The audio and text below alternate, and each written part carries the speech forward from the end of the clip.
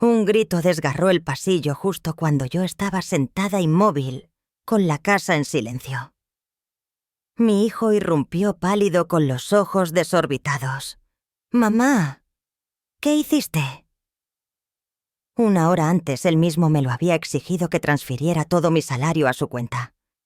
«Mamá, a partir de su próximo pago, vamos a transferir todo su dinero a mi cuenta».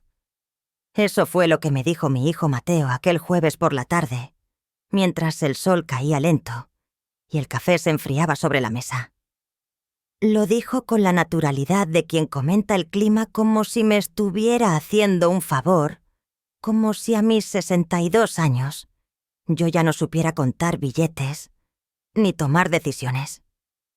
Me quedé mirándolo con el zumbido del ventilador llenando el silencio. No respondí de inmediato. Pasaron unos segundos largos. Lo miré a los ojos buscando una grieta, una duda, algo que me explicara por qué el hijo, que crié sola el niño al que saqué adelante con turnos dobles y noches sin dormir, ahora quería controlarlo todo. No encontré nada, solo esa sonrisa serena, esa calma peligrosa de quien cree tener el mando. Entonces respiré hondo y le dije que sí, que me parecía bien, que confiaba en él. La sonrisa de Mateo se hizo más grande. Se levantó, me dio un beso rápido y automático en la frente de esos que no pesan y repitió que era lo mejor, que ya no tendría que preocuparme por nada, que él se encargaría de todo, que era por mi propio bien, por mi propio bien. Esas palabras se quedaron suspendidas en el aire cuando salió de la casa. Esa misma noche, como cada viernes, Mateo regresó. O mejor dicho, regresaron él y su esposa Clara, como siempre. Venían esperando la cena lista, la mesa puesta, el plato caliente y gratuito que habían tenido durante los últimos 3 años. Los escuché llegar. Los pasos en el pasillo, la llave la misma que yo le había dado, girando en la cerradura. La puerta abrió y entonces el grito. Un grito agudo quebrado. El grito de alguien que ve algo que no esperaba. El grito de quien entiende en un segundo que el mundo acaba de cambiar. Yo seguí sentada en mi silla en la cocina vacía, con el olor tenue del gas apagado y ese grito rebotando en las paredes. No me moví. No fui a mirar. Ya sabía qué estaba pasando. Mateo entró corriendo, la cara blanca, los ojos desorbitados.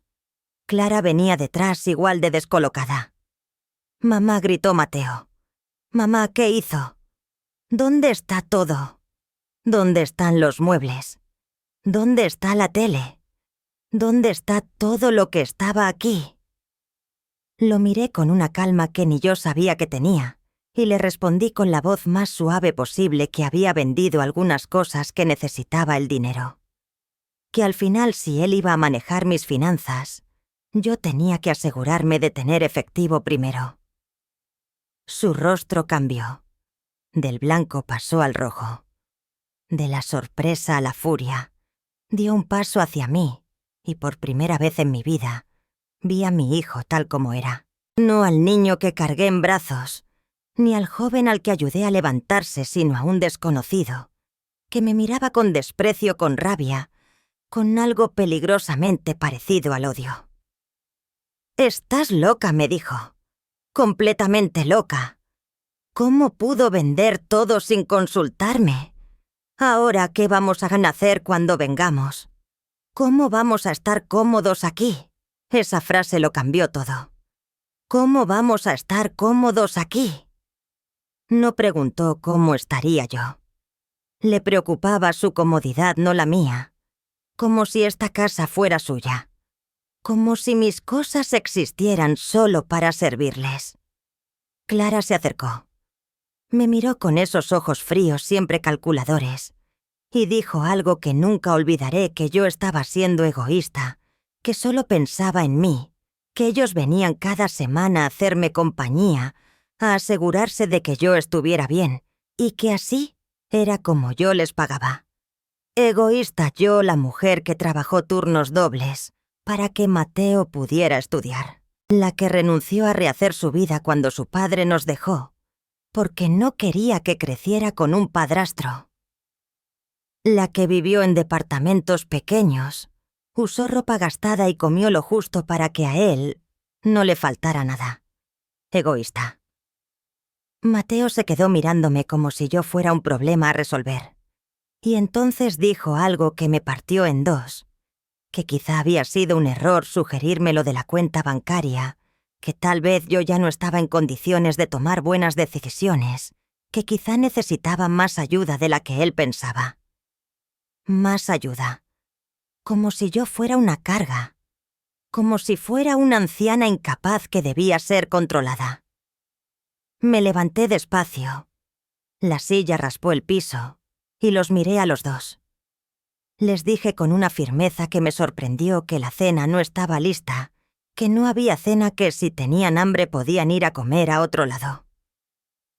El silencio que cayó fue denso, pesado. Mateo me miró como si no pudiera creer lo que acababa de oír.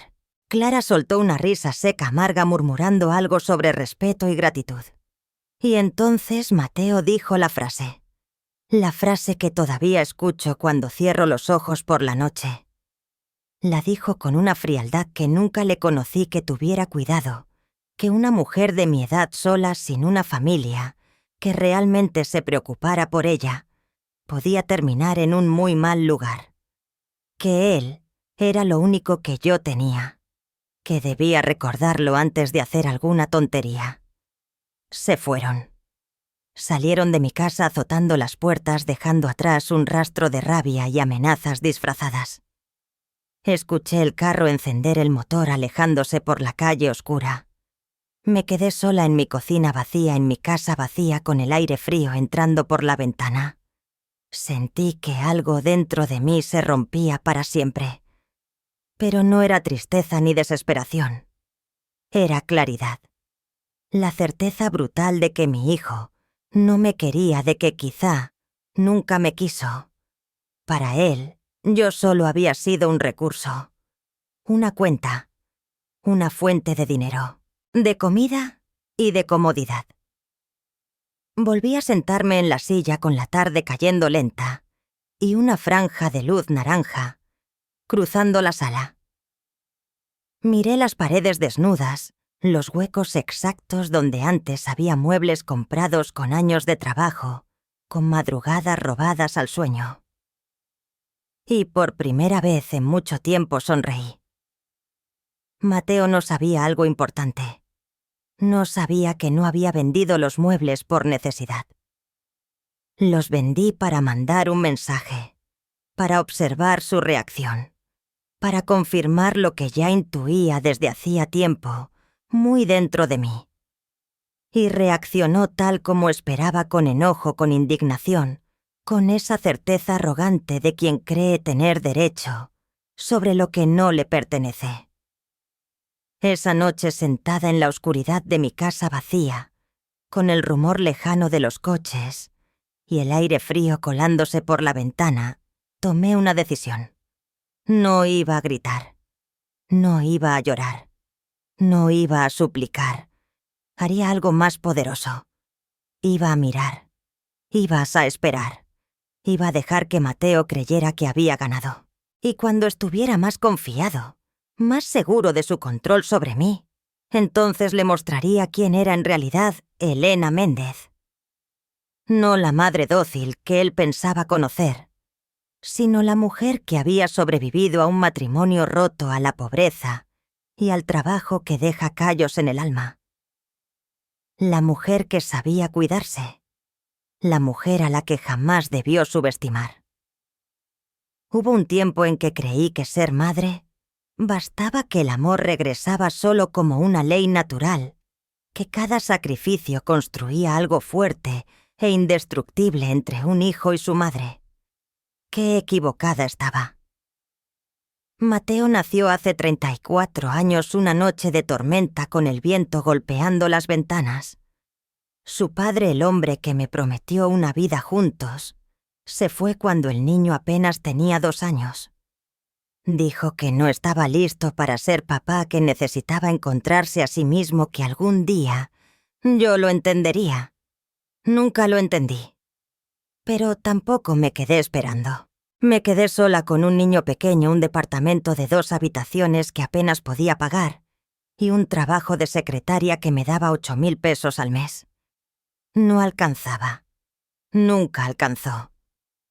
Así que busqué un segundo empleo limpiando oficinas por las noches. Dejaba a Mateo con una vecina mayor que me cobraba 500 pesos a la semana por cuidarlo. Trabajaba de 7 de la mañana a 6 de la tarde en la oficina. Volvía a casa, le daba de comer, lo bañaba, lo dormía y a las 9 salía otra vez a limpiar edificios, hasta las 2 de la madrugada. Dormía 4 horas y empezaba de nuevo. Viví así durante años, tantos que perdí la cuenta. Recuerdo que Mateo siempre pedía los tenis de marca que usaban los otros niños. Costaban 120 pesos. Yo ganaba 12.000 al mes entre los 2 trabajos. Esos 120 pesos eran casi la comida de 2 semanas. Aún así se los compré. No quería que se sintiera menos. Quería que supiera que su madre movería cielo y tierra por él.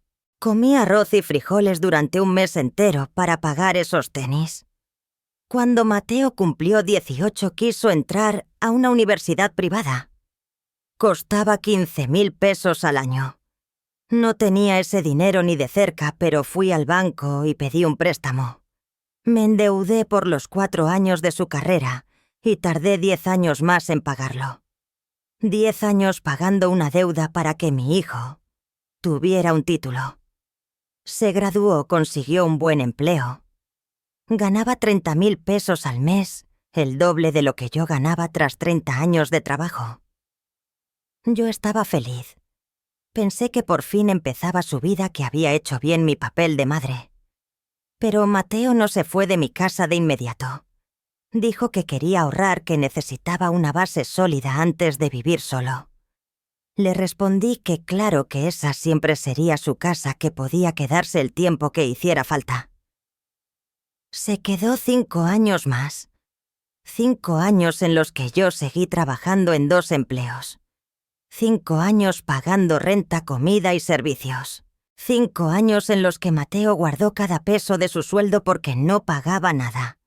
Cuando por fin se fue, no fue a rentar.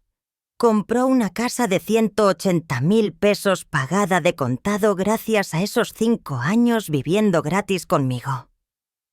Me sentí orgullosa. Se lo dije. Y lo sentía de verdad. Creí que había hecho lo correcto. Pensé que ahora con su propia casa quizá él podría ayudarme. Tal vez podría trabajar menos, descansar un poco. Eso nunca ocurrió. 2 años después, Mateo se casó.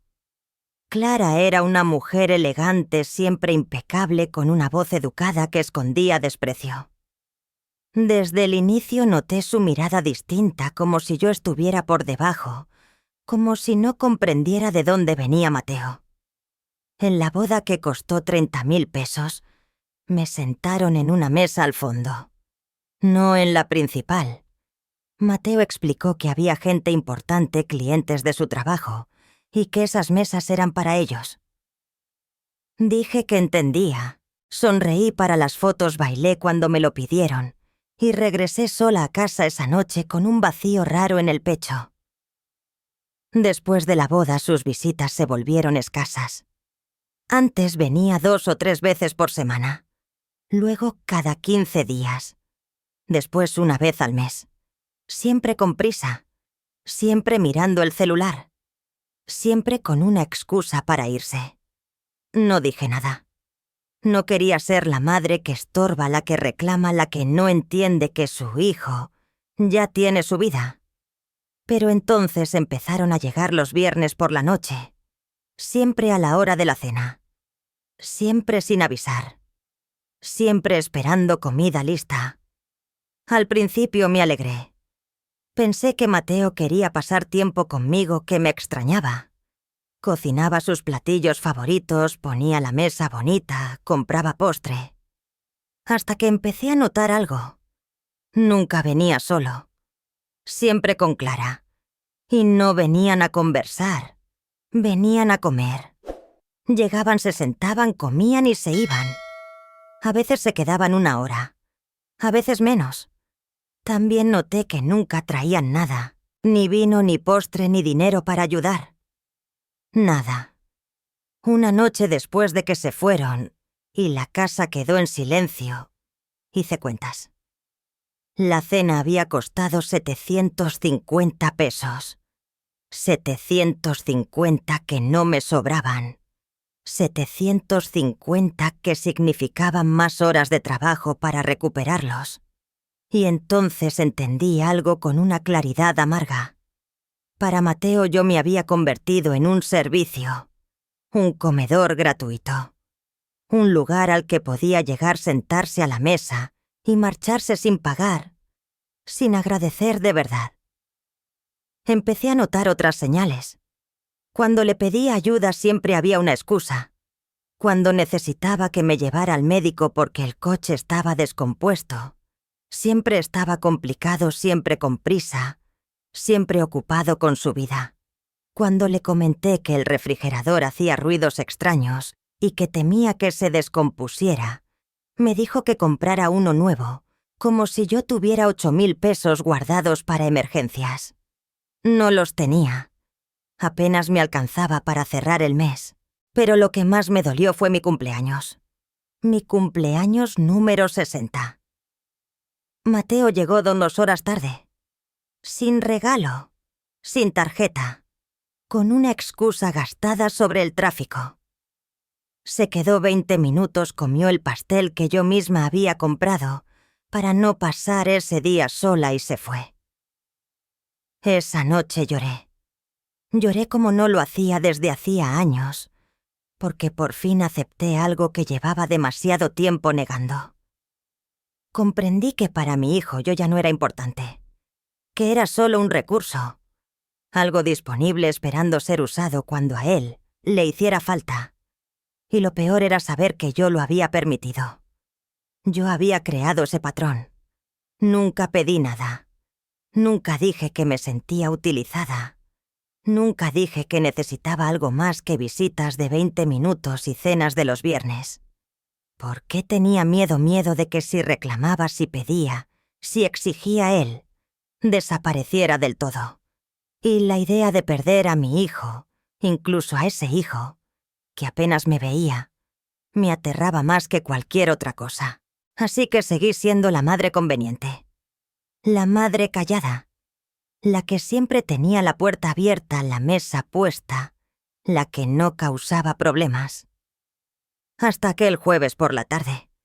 Hasta que Mateo me dijo que quería manejar mi dinero, y algo dentro de mí, algo que llevaba años dormido, se despertó. Una voz pequeña pero firme que me dijo que aquello no estaba bien, que era el comienzo de algo más oscuro. Aún así, con esa voz susurrándome advertencias, le dije que sí, porque todavía tenía esperanza. Quería creer que mi hijo me quería, que me protegería, que haría lo correcto. Qué ingenua fui. El lunes siguiente, Mateo apareció en mi casa con papeles.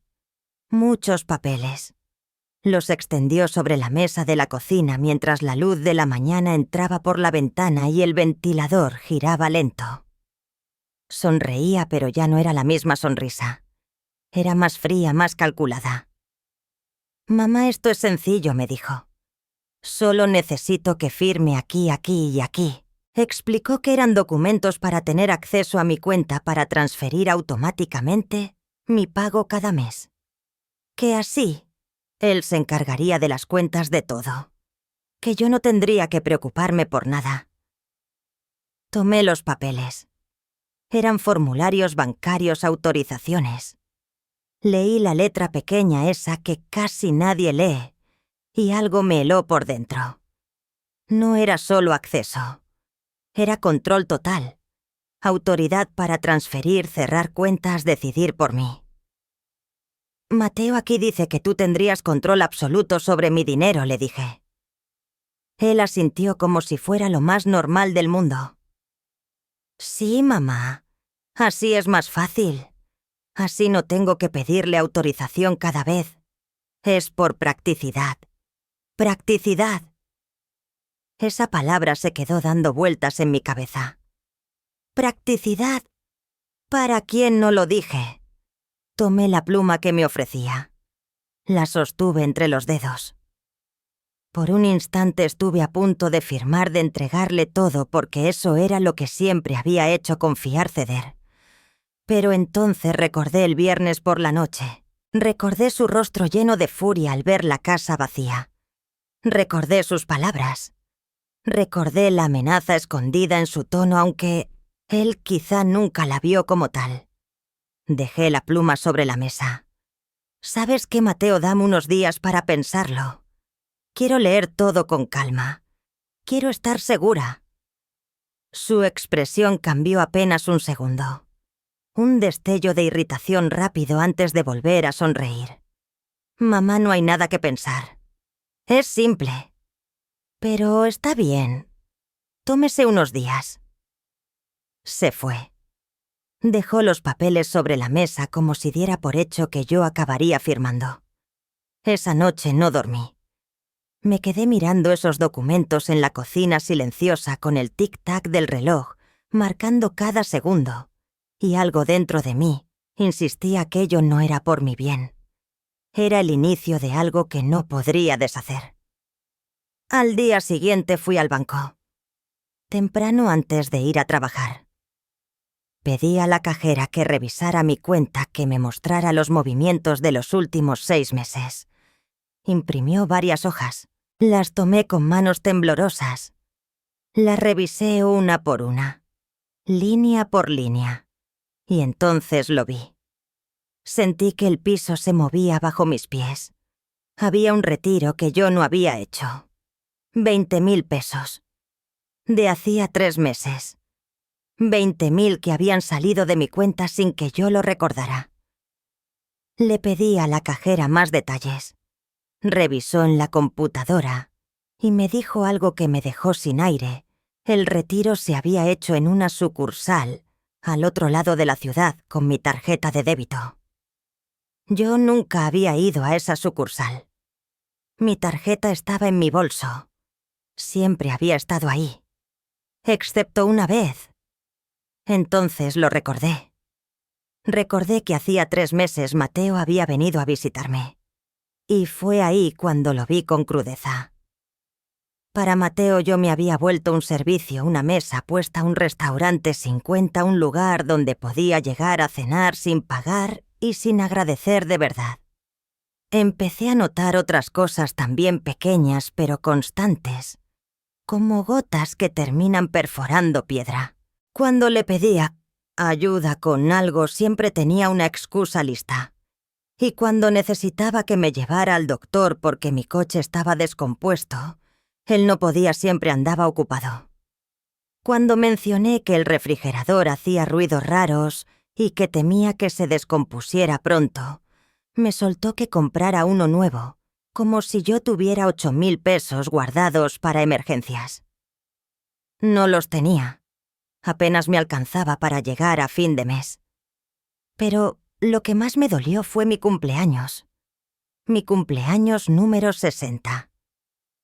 Mateo llegó 2 horas tarde sin regalo, sin tarjeta, con la excusa de siempre el tráfico. Se quedó 20 minutos, se comió el pastel que yo misma compré porque no quería pasar el día sola. Y se fue. Esa noche lloré. Lloré como no lo hacía en años porque al fin entendí algo que llevaba demasiado tiempo negándome. Entendí que para mi hijo, yo ya no era importante. Que yo era solo un recurso, algo disponible esperando ser usado, cuando a él le conviniera. Y lo peor era que yo lo había permitido. Yo había construido ese patrón, con mis propias manos. Nunca le pedí nada. Nunca le dije que me sentía usada.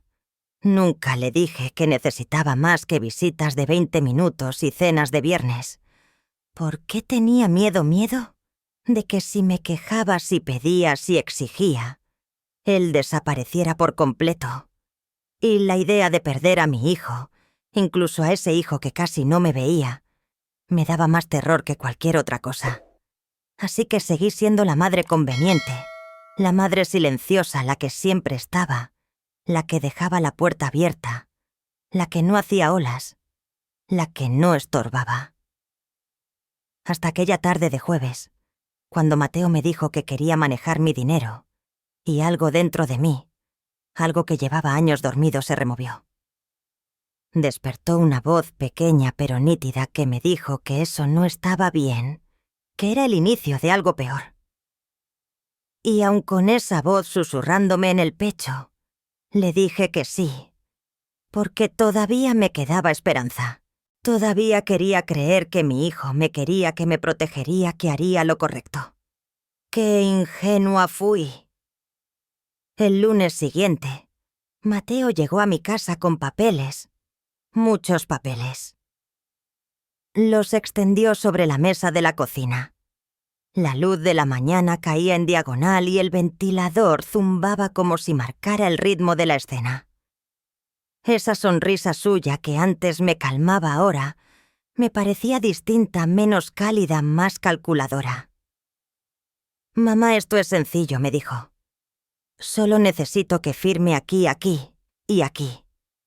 Dijo que eran documentos para poder tener acceso a mi cuenta para transferir automáticamente mi pago cada mes. Que así él se encargaría de pagar mis cuentas, de manejar todo. Que yo no tendría que preocuparme por nada. Miré los papeles formularios del banco autorizaciones. Leí la letra pequeña esa que casi nadie lee y sentí un frío seco subirme por la espalda. No era solo acceso a mi cuenta. Era poder total. Era autoridad para al hacer transferencias, cerrar cuentas, tomar decisiones financieras en mi nombre. «Mateo aquí dice que tú tendrías control total sobre mi dinero», le dije. Él asintió como si me estuviera explicando algo obvio. «Sí, mamá, así es más fácil. Así puedo manejar todo sin tener que pedirle autorizaciones cada vez. Es por practicidad». Practicidad. Esa palabra me golpeó por dentro. Practicidad. ¿Para quién? Lo pensé, pero no lo dije. Tomé la pluma que me ofrecía y la sostuve entre los dedos. Por un instante estuve a punto de firmar, de entregarle todo, porque eso era lo que yo siempre había hecho: confiar, ceder, dar. Pero entonces recordé el viernes por la noche. Recordé su rostro torcido de furia al ver la casa vacía. Recordé sus palabras. Recordé cómo me había amenazado, aunque quizá él ni siquiera lo registró como amenaza. En ese segundo el silencio se hizo pesado. Dejé la pluma sobre la mesa con cuidado, como quien evita que algo se rompa. «¿Sabes qué, Mateo? Dame unos días para pensarlo. Quiero leer todo con calma. Quiero estar segura». Su expresión cambió un instante. Apenas un destello de irritación rápido antes de que volviera la sonrisa. «Mamá, no hay nada que pensar. Es simple. Pero está bien, si quiere tomarse unos días, está bien». Se fue, pero dejó los papeles como si ya hubiera decidido por mí, como si la firma fuera cuestión de tiempo. Esa noche no pude dormir. Me quedé mirando esos documentos sobre la mesa de la cocina, y algo dentro de mí, muy profundo, me repetía lo mismo. Eso no era por mi bien. Era el inicio de algo que no podría deshacer una vez que empezara. Al día siguiente fui al banco. Fui temprano antes del trabajo, con el cielo aún gris y el aire frío pegándose a la piel. Le pedí a la cajera que revisara mi cuenta, que me mostrara todas las transacciones de los últimos 6 meses. Ella imprimió varios papeles. Eran muchas hojas que olían a tinta reciente. Las revisé con cuidado línea por línea. Y entonces lo vi. Lo vi y sentí que el piso se movía bajo mis pies. Había un retiro que yo no había hecho. Un retiro de 20.000 pesos de hace 3 meses. 20.000 pesos que habían salido de mi cuenta y que yo no recordaba haber tocado. Le pregunté a la cajera si podía ver más detalles. Ella revisó en su computadora y me dijo algo que me dejó sin aire. El retiro se había hecho en una sucursal al otro lado de la ciudad con mi tarjeta de débito. Pero yo nunca había ido a esa sucursal. Mi tarjeta estaba en mi bolso. Siempre había estado en mi bolso, excepto una vez. Entonces lo recordé. Recordé que hace 3 meses Mateo había venido a visitarme. Fraude de identidad cometido por mi propio hijo. Colgué el teléfono y me quedé mirando la pared sin saber cuánto tiempo pasó con la luz de la tarde apagándose y el zumbido del ventilador llenando el hueco. Trataba de entender cómo había llegado hasta aquí, en qué momento mi hijo se había convertido en esto. Esa noche no pude dormir. Me quedé despierta mirando el techo oyendo la ciudad afuera un perro, ladrando un coche pasando una sirena lejana que parecía venir de otro mundo. Pensé en todas las veces que había excusado su comportamiento, todas las veces que me repetí que estaba ocupado, que tenía su vida, que yo era demasiado exigente por esperar más de él. Pero esto ya no iba de expectativas. Esto era robo, engaño. Un hijo que veía a su madre como una cuenta de la que podía sacar sin consecuencias. A la mañana siguiente, hice algo que nunca había hecho. Fui a ver a un abogado. Era una oficina pequeña en el centro, con olor a papel y café recalentado. El letrero decía Guillermo Sánchez, abogado. Había visto un anuncio en el periódico consultas gratuitas. Entré sintiéndome diminuta, casi ridícula, una mujer de 62 años yendo a quejarse de su propio hijo. Pero la recepcionista me sonrió con una amabilidad real y me hizo pasar. El licenciado Sánchez era un hombre de unos 50 con canas en las sienes y una mirada tranquila. Me pidió que le contara todo y lo hice. Le hablé del dinero que había desaparecido de la tarjeta de crédito, que yo no había solicitado de la cuenta de luz de los papeles, que Mateo quería que firmara. Él escuchó sin interrumpirme. Tomó notas en un cuaderno como si cada detalle pesara. Cuando terminé se recargó en su silla y soltó un suspiro. Señora Méndez, me dijo, lo que usted me está describiendo es fraude financiero y abuso de confianza. Si firma esos papeles que su hijo le está pidiendo, le está dando acceso legal total a su dinero. Él podría vaciar su cuenta y usted no tendría ningún recurso legal porque usted misma le otorgó el permiso. Sus palabras me cayeron como piedras.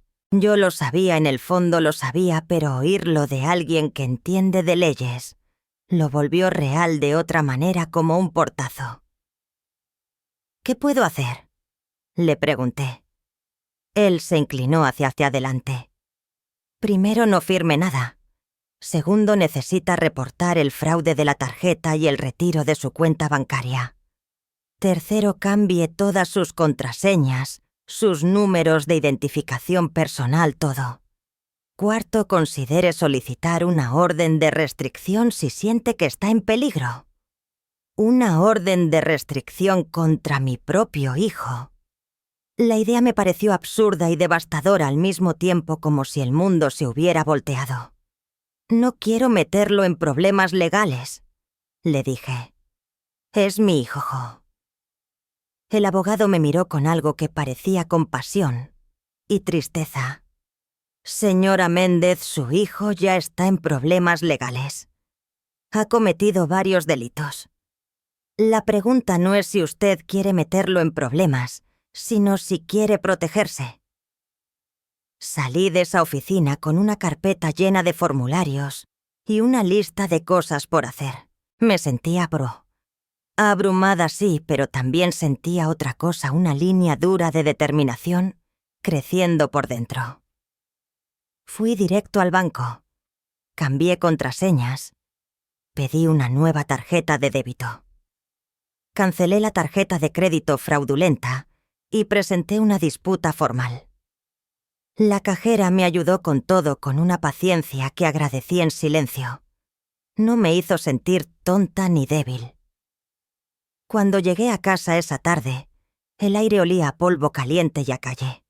Estaba exhausta, pero también extrañamente ligera, como si me hubiera quitado un peso invisible que llevaba años cargando. Esa noche Mateo por fin llamó.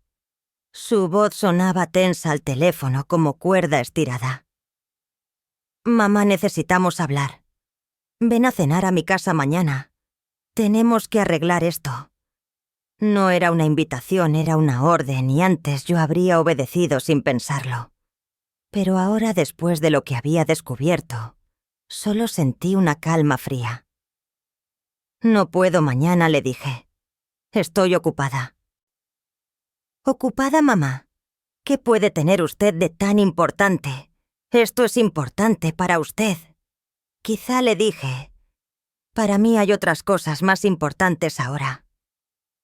Hubo un silencio del otro lado, un silencio cargado de sorpresa e irritación, como un vaso a punto de romperse. «Estás actuando muy raro, mamá. No sé qué te pasa, pero tienes que dejar de ser tan terca y firmar esos papeles. Esto es por tu propio bien, por mi propio bien». Otra vez esas palabras. Como si robarme fuera un acto de amor. «Mateo», dije con una voz más firme de lo que esperaba, «no voy a firmar nada y creo que necesitamos tener una conversación muy seria sobre varias cosas». «¿Sobre qué cosas?», preguntó. Su voz era distinta, ahora más alerta, más cautelosa, como si de pronto midiera cada sílaba. «Sobre dinero que ha salido de mi cuenta sin mi permiso. Sobre tarjetas de crédito que yo no solicité. Sobre servicios de luz registrados a mi nombre en direcciones donde yo no vivo». El silencio que siguió fue absoluto, tan denso que casi podía tocarlo a través del teléfono. «No sé de qué estás hablando», dijo por fin. Su tono sonaba controlado, pero debajo se colaba el pánico. «Creo que sí sabes», le respondí. «Y creo que debes pensar con mucho cuidado lo que vas a decir a continuación. Mamá, estás delirando, estás confundida. Tal vez necesitas ver a un doctor». Ahí estaba la carta que yo sabía que jugaría. La carta de hacerme ver senil, incapaz, perdida. «No estoy confundida, Mateo. Tengo todos los papeles, tengo todas las pruebas, y ya hablé con un abogado». Otro silencio. Este más largo, más pesado, como una puerta cerrándose despacio. «¿Hablaste con un abogado?», susurró casi como una amenaza. «Sí, y él me explicó exactamente lo que has estado haciendo. Me explicó que era fraude, que era ilegal. Mamá, no puedes estar hablando en serio. Soy tu hijo. Todo lo que he hecho ha sido para ayudarte». «¿Ayudarme, Mateo? Me robaste durante años. Me usaste. Me mentiste. Jamás haría eso», empezó a decir, pero lo interrumpí. «Sí, lo hiciste. Y lo sabes. La pregunta ahora es, ¿qué vamos a hacer con eso?». Escuché su respiración del otro lado, pesada, entrecortada, como si estuviera buscando aire y control al mismo tiempo. «Voy para allá», dijo. «Tenemos que hablar en persona». No le respondí. «No vas a venir. Si quieres hablar será por teléfono o con abogados presentes». «¿Estás loca?», gritó, completamente loca. «Después de todo lo que he hecho por ti, de todas las veces que he ido a verte, que me he preocupado por ti, las veces que viniste a comer gratis», le corté con una calma que quemaba. «Y cuando yo te necesité, ¿dónde estabas?». Colgué antes de que pudiera responder, antes de que pudiera envolverme otra vez con palabras. Me quedé sentada en la cocina con el teléfono en la mano. Me temblaban los dedos, sí, pero no era miedo, era rabia. Rabia vieja, apretada durante años, que por fin encontraba salida. Esa noche dormí mejor que en meses, porque dije la verdad, porque me mantuve firme. Y aunque no sabía qué vendría después, Sabía una cosa con certeza. Nunca volvería a ser Naker, la madre silenciosa que se dejaba pisotear.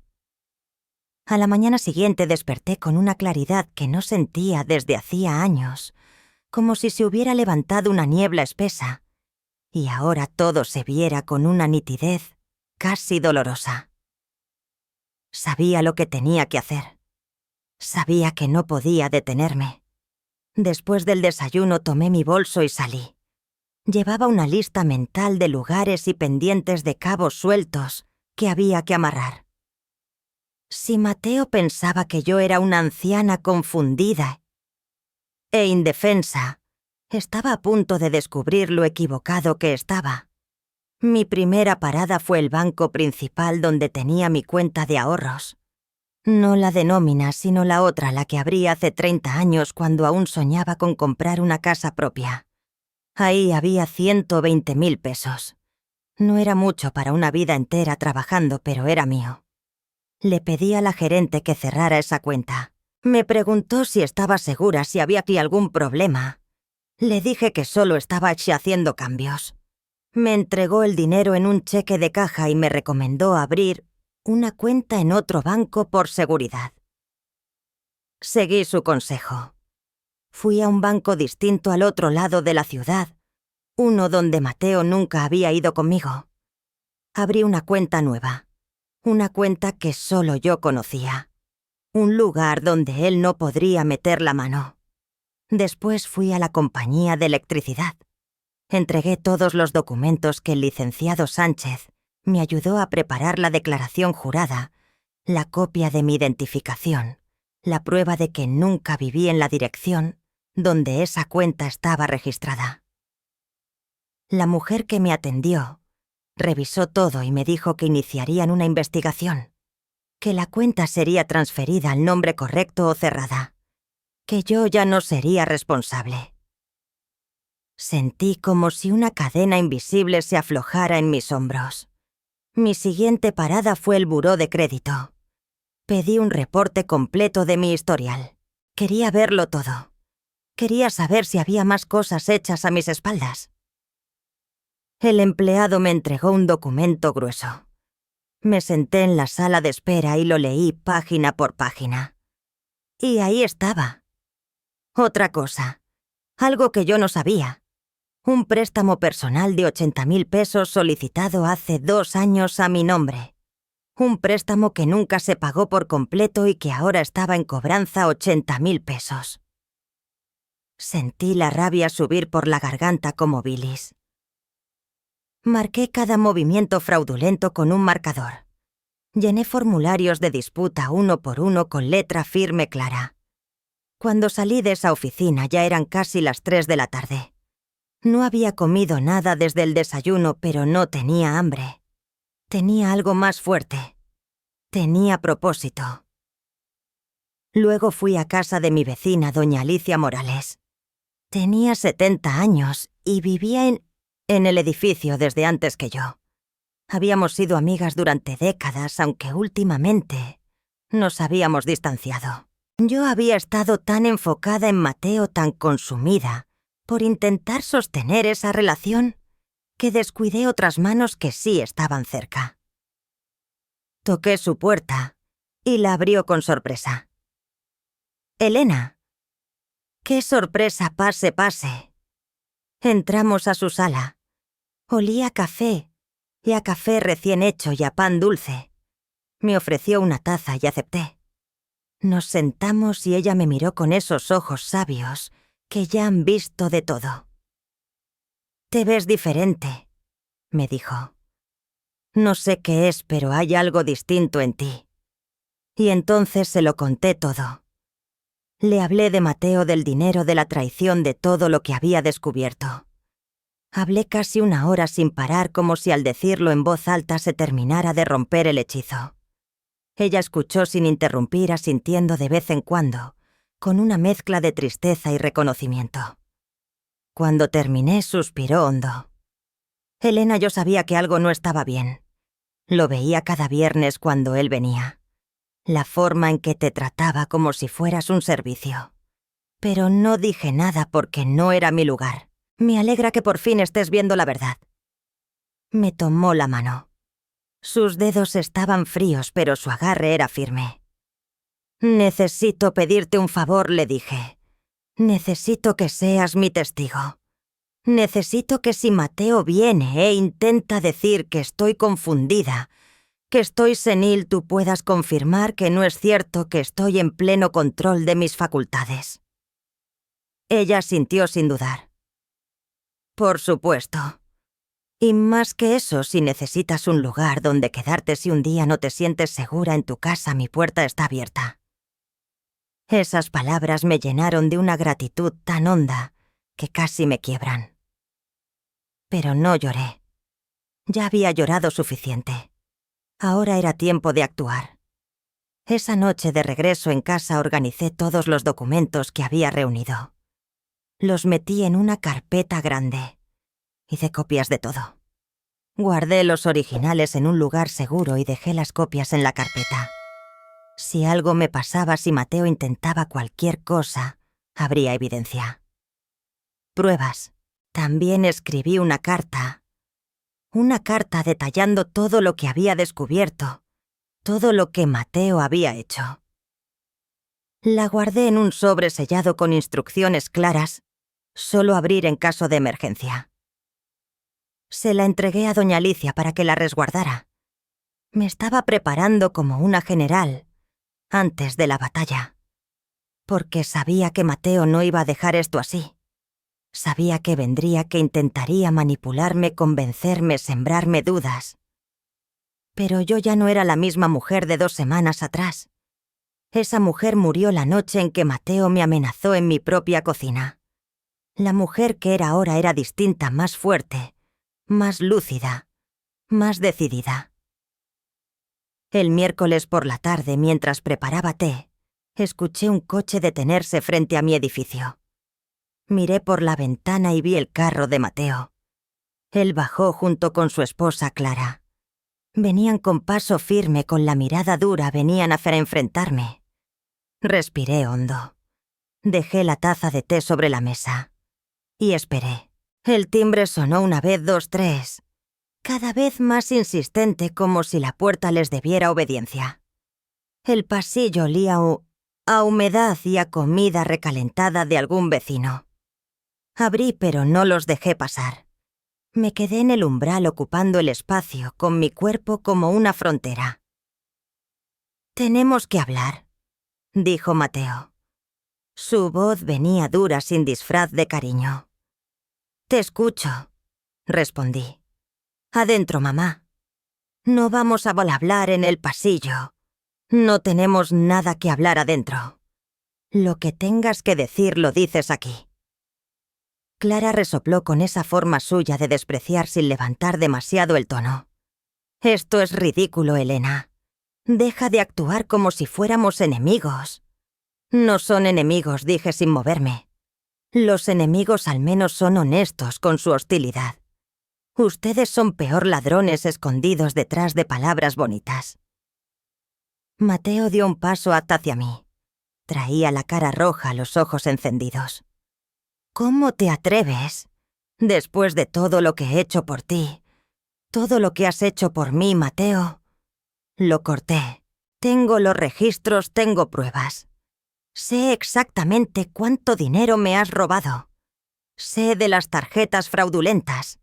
Sé de la cuenta de luz. Sé de todo. Se quedó congelado. Abrió la boca, pero no le salió sonido. Y yo seguí con una calma que hasta a mí me sorprendía, como si por dentro ya hubiera pasado lo peor. «Tienes 2 opciones. O me devuelves todo lo que me robaste, cada centavo, o voy a la policía y presento cargos por fraude». Clara se adelantó rápida. «No puedes hacer eso. Es tu hijo». «Por eso duele tanto», respondí. «Porque es mi hijo. Porque le di todo. Y él me pagó robándome». Mateo por fin encontró la voz, pero la usó como arma. «Tú me debes», gritó. «Toda mi vida crecí sin un padre. Toda mi vida tuve que verte trabajar y estar cansada. Eso fue tu culpa. Tú decidiste tenerme. Tú decidiste quedarte sola. Yo no pedí nacer. Sus palabras cayeron como golpes, y sin embargo ya no me atravesaban igual. Porque ahora veía lo que eran justificaciones, excusas desesperadas de alguien que sabe que cruzó una línea imperdonable y busca empujarme la culpa encima. Tienes razón, dije. Yo decidí tenerte, y fue la mejor decisión de mi vida. Hasta que dejó de serlo. Pero eso no te da derecho a robarme. Eso no te da derecho a explotarme. No te robé nada, escupió. Solo tomé lo que se me debía. A ti no se te debía nada, Mateo. Yo te di lo que necesitabas cuando eras niño. Y cuando fuiste adulto ya no era mi obligación. Y desde luego no era mi obligación darte acceso a mi dinero sin que yo lo supiera. Clara le agarró el brazo con fuerza como quien recoge a alguien antes de que se hunda. Vámonos. No vale la pena. Ya está perdida. Perdida. Qué palabra tan cómoda para ellos. Como si yo fuera la equivocada. Como si defender mi dinero y mi dignidad fuera una locura. Se dieron la vuelta. Bajaron las escaleras sin mirar atrás. Yo cerré la puerta, y al hacerlo escuché el clic de la cerradura como un punto final. Me sentí extrañamente tranquila. Esa noche el licenciado Sánchez me llamó. Me dijo que los bancos habían confirmado el fraude, que los cargos de la tarjeta serían cancelados, que investigaban los retiros no autorizados y que yo tenía un caso sólido si decidía presentar cargos penales. Le agradecí y colgué. Me senté en mi sala vacía en mi casa sin televisión y sin muebles elegantes, con el aire frío entrando por la rendija de la ventana. Y por primera vez en mucho tiempo, me sentí rica. Rica en algo que el dinero no compra: dignidad, fuerza, la certeza de estar haciendo lo correcto. Los días que siguieron a aquella confrontación fueron extrañamente silenciosos, como si el mundo entero contuviera la respiración, esperando el siguiente golpe. Y yo quedé suspendida en un limbo emocional, la rabia y el dolor, mezclados con una liberación que no sabía digerir del todo. Mateo no volvió a llamar, no volvió a aparecer en mi puerta. Y por primera vez en años yo ya no estaba esperando su contacto como quien espera lluvia en sequía. Ya no revisaba el teléfono cada hora. Ya no inventaba excusas para justificar su ausencia, ni su silencio. Pero aunque no estuviera físicamente en mi vida, su presencia digital era imposible de ignorar. Algo dentro de mí me empujó a revisar sus redes sociales. Yo casi nunca lo hacía. Siempre me pareció invadir su privacidad, incluso siendo su madre.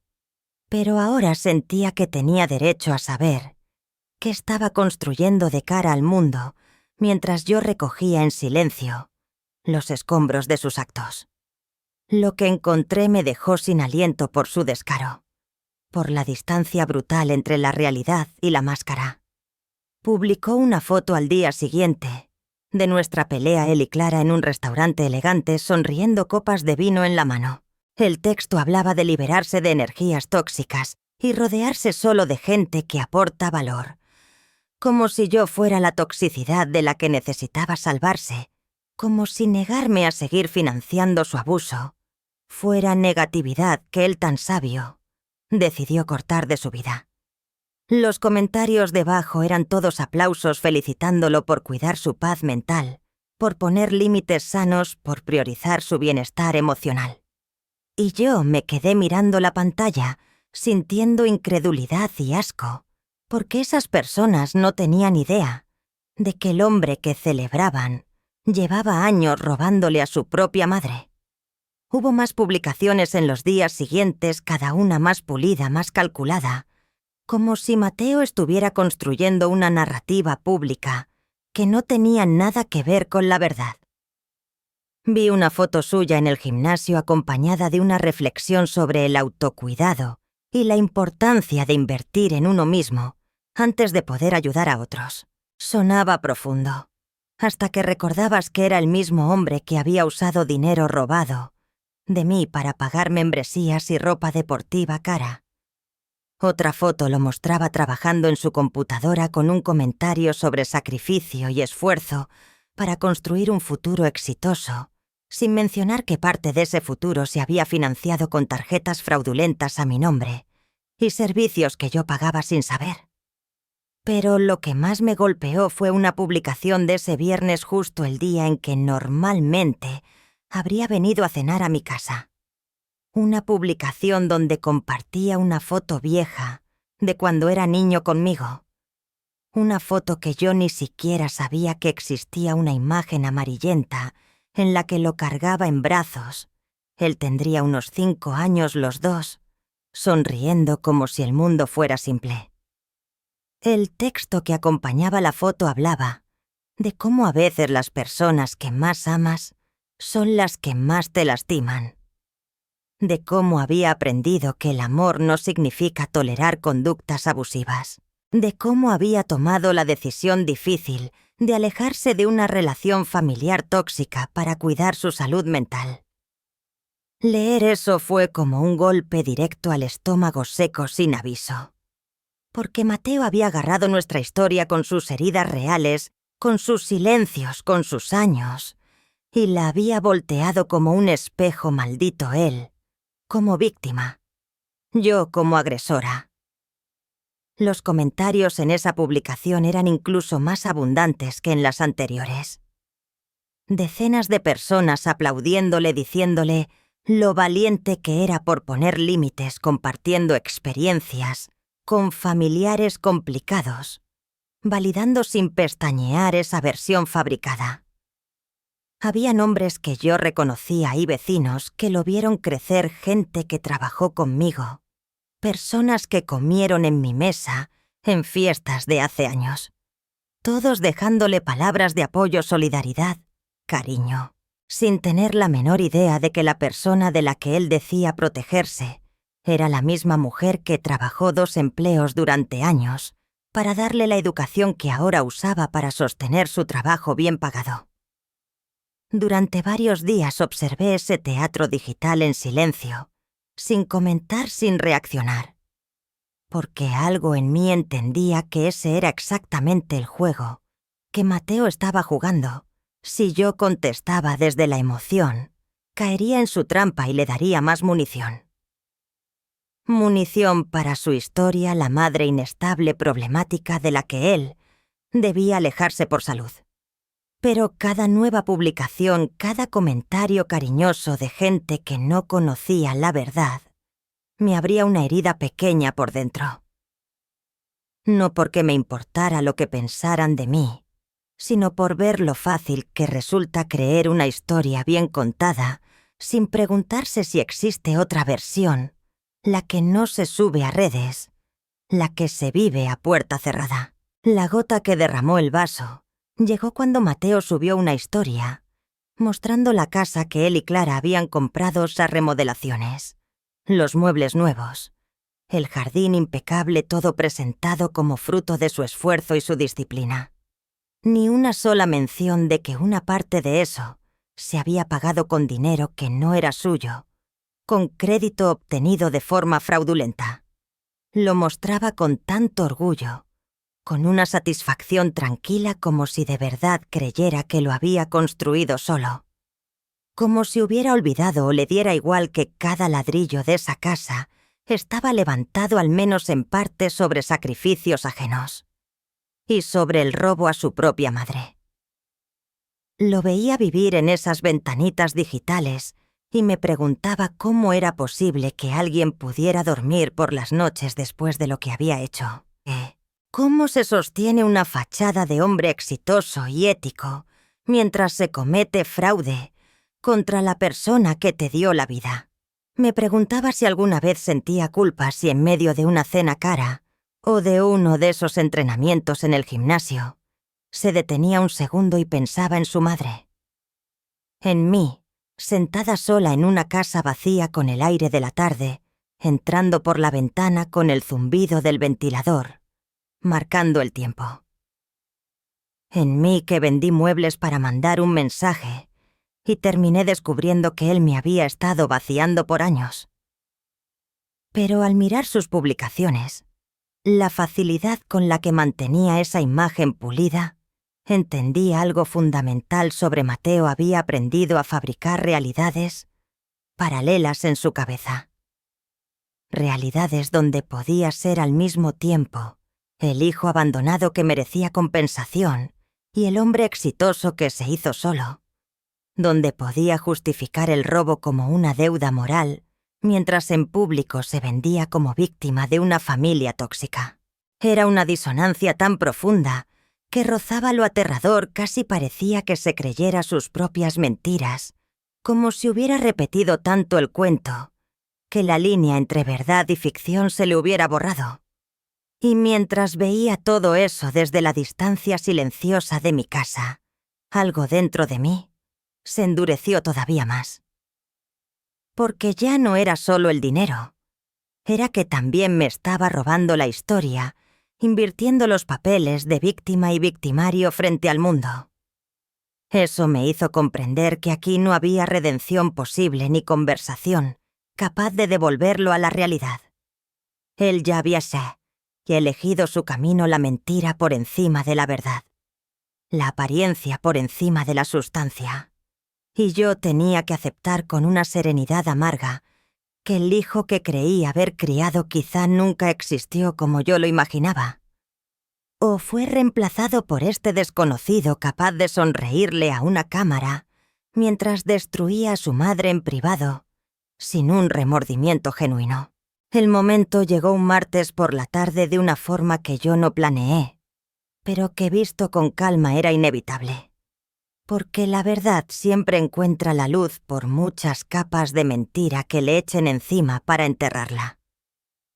Yo estaba en la oficina del licenciado Sánchez, revisando los documentos finales del caso, cuando él me informó que los bancos habían concluido sus investigaciones y confirmaron un total de 280.000 pesos en transacciones fraudulentas a lo largo de 3 años. Una cantidad que me dejó sin aliento, no tanto por el número en sí, sino por lo que significaba planificación, tiempo, sangre fría. Porque aquello no había sido un error, ni un desliz, ni un momento de debilidad. Era un sistema, un robo repetido, metódico, construido con paciencia durante años por Mateo. El licenciado Sánchez me explicó que con esas pruebas yo tenía más que suficiente para presentar cargos penales, pero que también existía otra opción, una que algunas personas preferían considerar antes de cruzar el último umbral. Esa opción era enviar una carta de demanda formal a Mateo, dándole la oportunidad de devolver el dinero y compensar los daños antes de proceder con acciones más severas. Me dijo que esa cortesía era común en casos de fraude dentro de la familia porque los lazos de sangre enredan la situación de una manera que no ocurre cuando el agresor es un extraño. Pero también me advirtió algo con una seriedad quieta.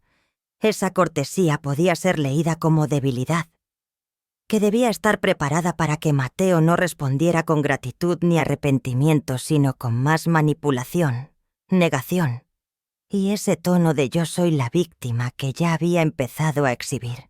Me quedé pensando varios minutos sentada frente al escritorio mirando los documentos esparcidos, como si fueran piezas de un crimen. Cada transacción fraudulenta, cada cuenta abierta sin permiso, cada mentira sostenida con cuidado. Y entonces me di cuenta de algo incómodo. Una parte de mí todavía guardaba una esperanza irracional. Como si al enfrentar la evidencia irrefutable, algo dentro de él pudiera despertar. Algún resto de conciencia, algún remordimiento, o al menos el reconocimiento básico de que había cruzado una línea que no se cruza. Esa parte de mí seguía siendo su madre.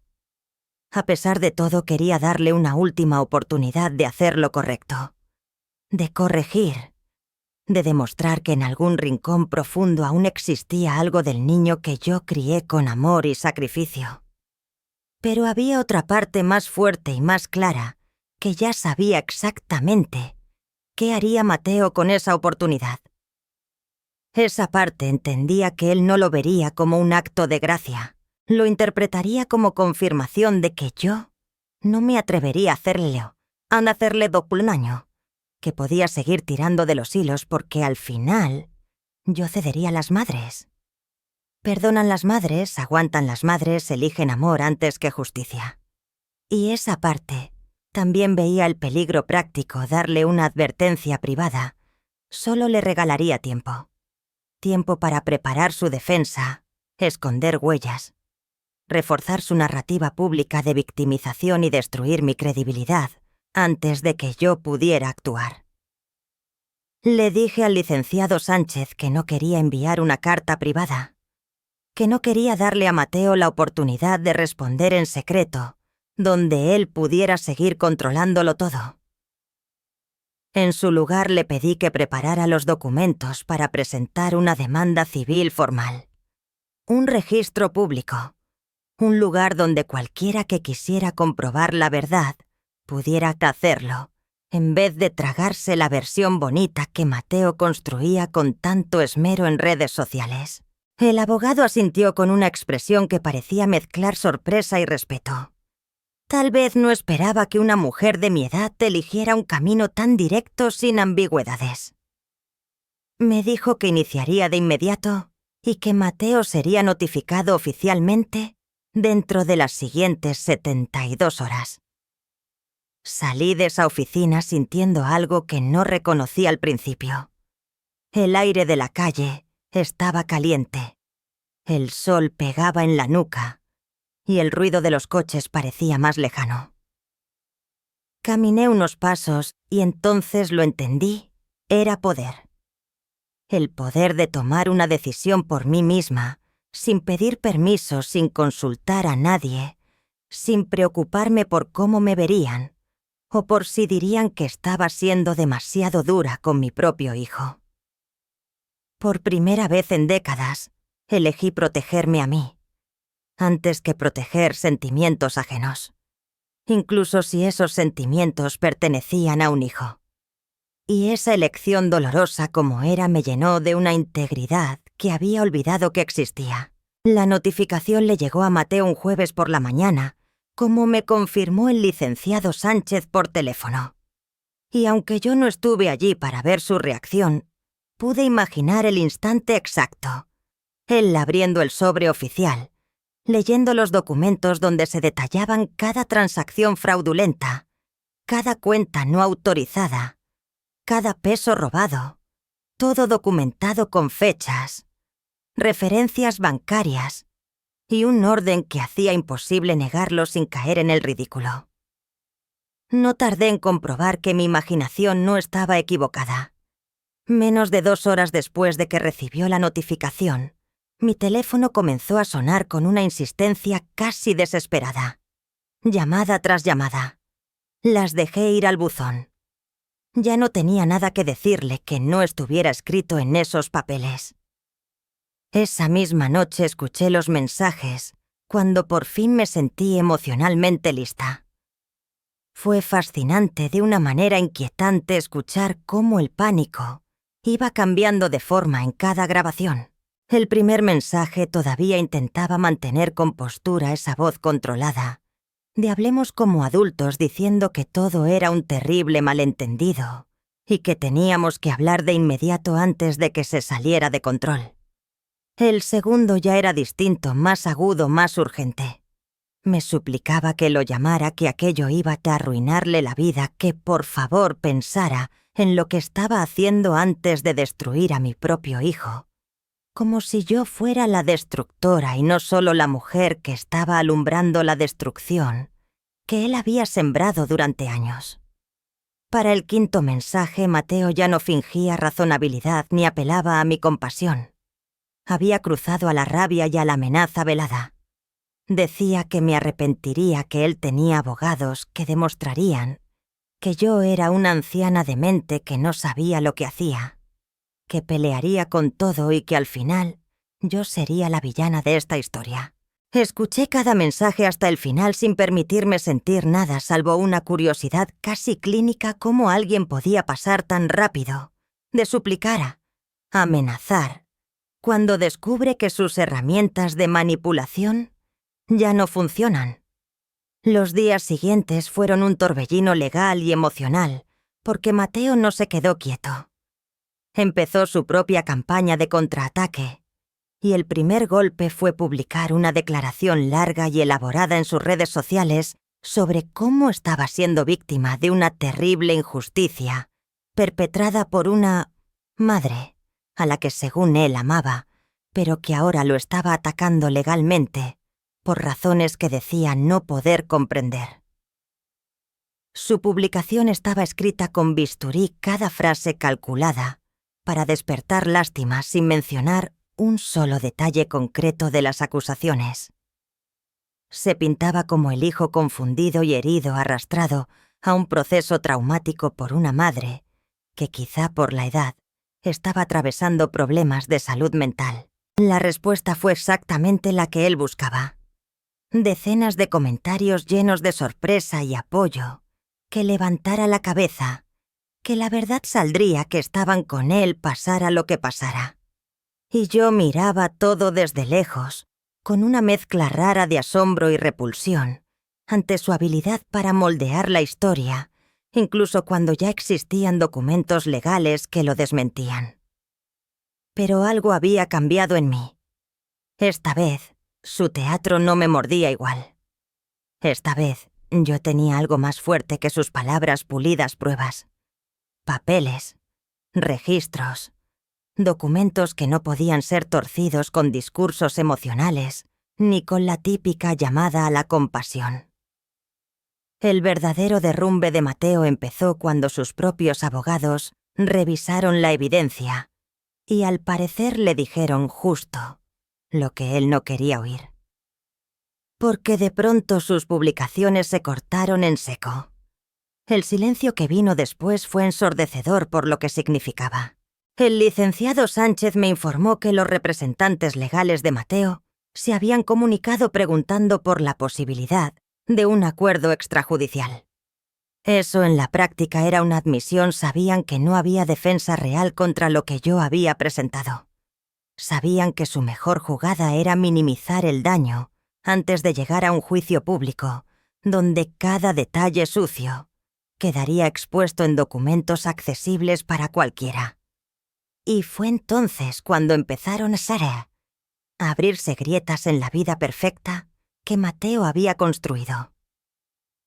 Al parecer, algunos de sus amigos cercanos empezaron a hacer preguntas incómodas después de que Clara mencionó con ligereza en una reunión social que estaban lidiando con un tema legal familiar bastante complicado. Bastó con que la gente oliera la palabra legal para que empezaran a curiosear. Y cuando buscaron un poco encontraron la demanda pública con las acusaciones específicas de fraude financiero. Doña Alicia me contó que había oído a vecinos comentarlo en el edificio. El nombre de Mateo aparecía en conversaciones del barrio, con un tono que ya no era admiración sino sospecha. Personas que antes lo miraban como el hijo exitoso, ahora bajaban la voz al decir su nombre. Clara, según lo que llegó por la red de chismes esa que en los barrios funciona como servicio de mensajería, estaba furiosa. No tanto por lo moral, no por lo que él me había hecho a mí, sino por el golpe a su reputación social. Y los rumores decían que en su casa hubo pleitos fuertes sobre cómo manejar la situación, como si la verdad fuera un incendio del que podían salir con el vestido limpio. Mateo intentó llamarme varias veces durante esas semanas. Yo mantuve un silencio absoluto.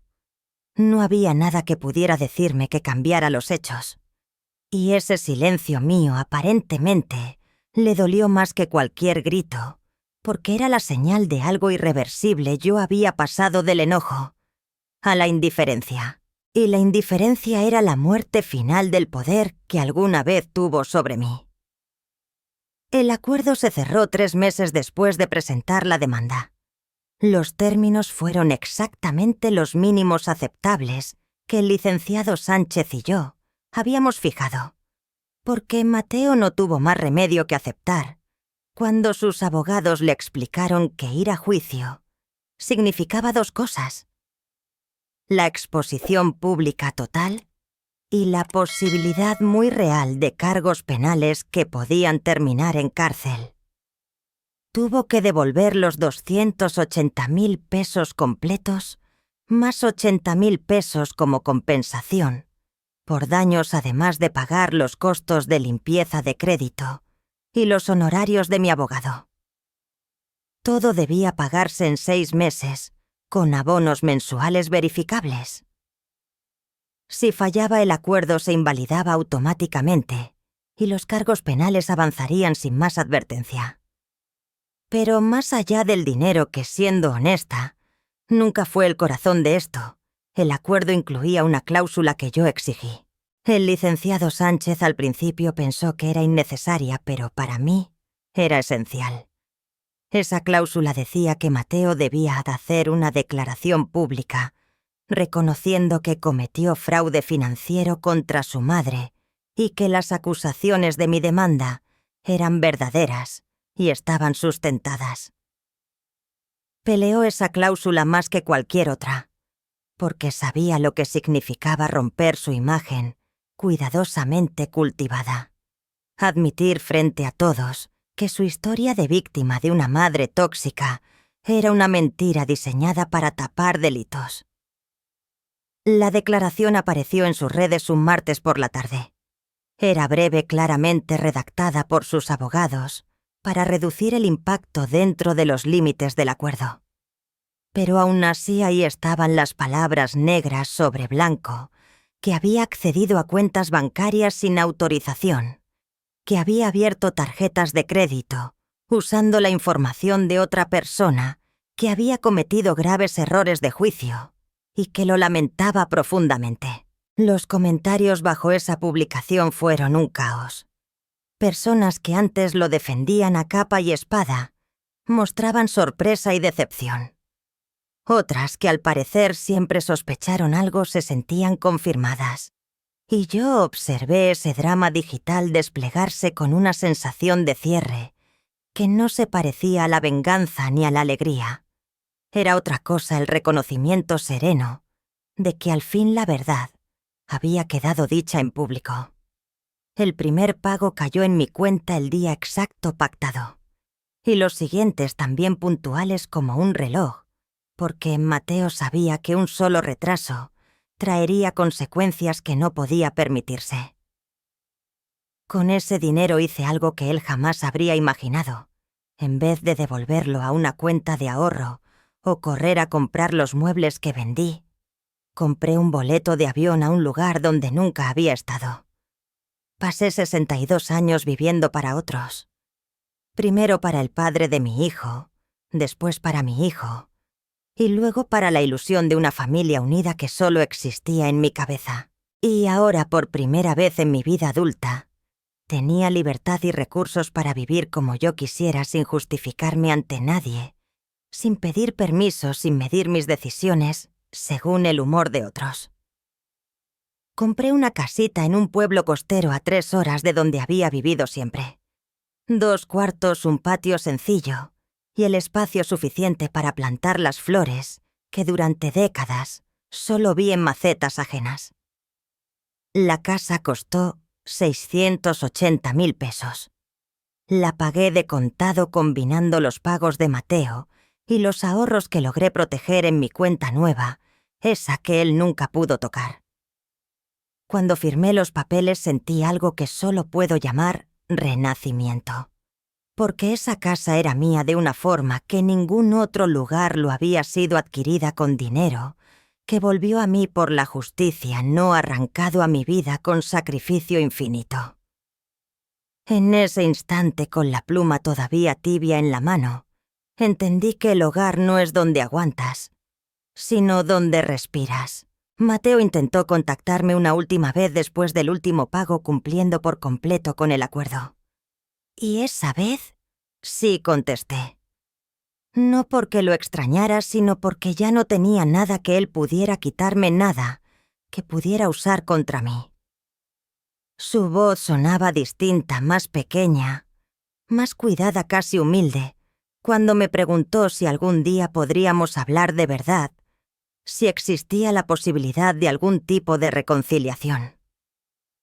Lo escuché en silencio, dejando que sus palabras se asentaran como polvo, y respondí con la frase que llevaba meses ensayando por dentro, como quien afila un cuchillo no para herir, sino para cortar un lazo podrido que el hijo que yo crié nunca existió realmente.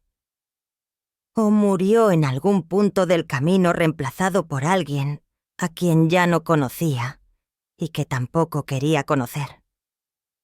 Le dije que le deseaba paz y crecimiento, sí, pero que esa paz y ese crecimiento tendrían que ocurrir lejos de mí. Que yo había cerrado esa puerta no por odio, sino por amor propio. Y lo dije con una serenidad fría, de esas que ya no piden disculpas. Hubo un silencio largo después de mis palabras.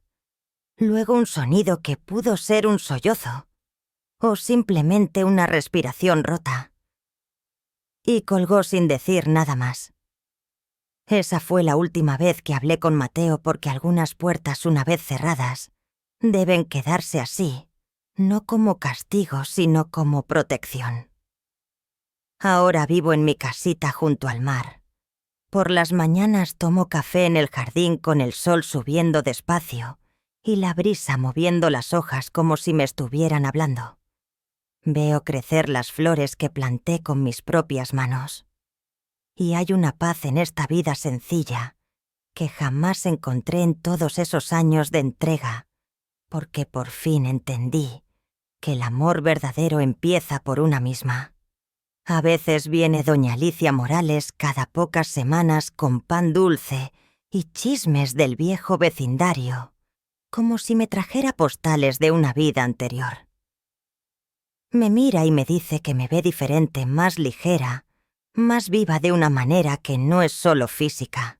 Yo sonrío, pero por dentro sé la verdad. No es que esté mejor, es que ya no estoy encadenada. Tengo una rutina que es completamente mía. Despierto cuando el cuerpo me llama, no cuando un reloj me empuja. Cocino lo que me gusta sin pensar en los gustos de nadie más, sin calcular porciones para invitados que no agradecen.